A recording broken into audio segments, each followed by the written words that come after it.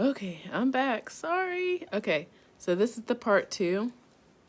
I'm not going to take too long, so I'm just going to give you the rundown. So, what one of the things I was saying is that as you prepare for the equinox and prepare for the new moon, because it's also the new moon, where we set new intentions, where we plant our seeds and tend to the soil and make sure we nurture our intentions with good habits. Okay. I mentioned that I do have a nightly practice where I release as much as I can toxic things that I've noticed throughout the day, mentally, spiritually, physically. And I also have a morning practice where I set my daily intentions. I tend to check in on the bigger manifestations. I try to do that weekly. If it, depending on what it is, yeah, weekly. Yeah, you don't want to, let it slip too far gone without actually tending, like I said, tending the soil, actually working your habits, having the action in attraction, and minding your feelings, minding your emotions, minding your hormones. Because again, you're only going to bring to you what you are feeling like. Okay.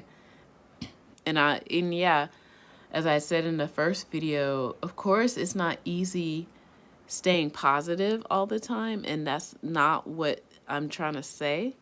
Sometimes, yes, we are going to have big feelings, hard feelings, but those are triggers and those are gifts. Those are things that will help you do inner work where you need to address a thing. It's almost like a little weed that's coming up next to your little sprout, and you're like, hey, I see you.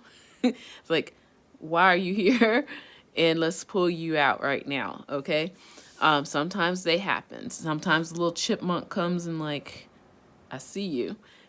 How about we put a little something on our little area to keep you away from here, so sometimes you're gonna have those blocks, those challenges that come up, and that is the time to do the work. Those are the habits you've got to have while your manifestation is on its way or coming into the 3D.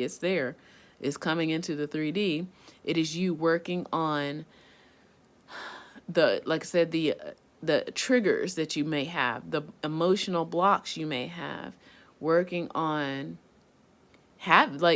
being prepared for the manifestation, because you'd be surprised how many times people will say things like, oh, I want a girlfriend or a boyfriend, but then, all right, but if the person came along, would you be ready to receive them? Like, what would you have like to offer them? Like if you don't know how to talk to somebody and have a relationship, then what's the point of wanting it if you don't know how to maintain them or keep them around, right? So that's the work that you must be doing in the meantime while your manifestation is on its way. It's on its way, okay? So what I plan on doing for this equinox is, yes, I'm bringing back some things I used to do that I don't always do anymore because, like I said, I do a regular thing anyway. But sometimes it's nice to put the ritual out there for the season, and it's nice to just celebrate, and feel great about like, oh, this is happening. This is wonderful. So yeah, so I'm gonna do my 7-day candles. I know the bad habit. I have not been charging my crystals like I should by the moon. I'm going to try to do a little bit of that with the new moon and charge some water also. I am going to also make a body spray for myself that, again, I'm going to charge with the new moon. And I am re-blessing some salts that I feel like sometimes a person needs protection. Re-blessing some salts. What else? I am going to do an offering. Like I have been doing that lately, where if you know the laws, the universal laws, there is the law of polarity where there's an ebb and flow. in order to gain something, you got to lose something, right? So I am going to do an offering, and the offering, I usually do like a food offering, and I've been noticing over this past winter, it's like nothing's been taking my food offerings. So I'm gonna try something a little different for my offering this time around, but I still might still do a food offering. Um, but yeah, it's fun. That's why I do it. It's fun, and bringing that fun feeling of it helps your manifestations. Okay, so I hope that this is helpful.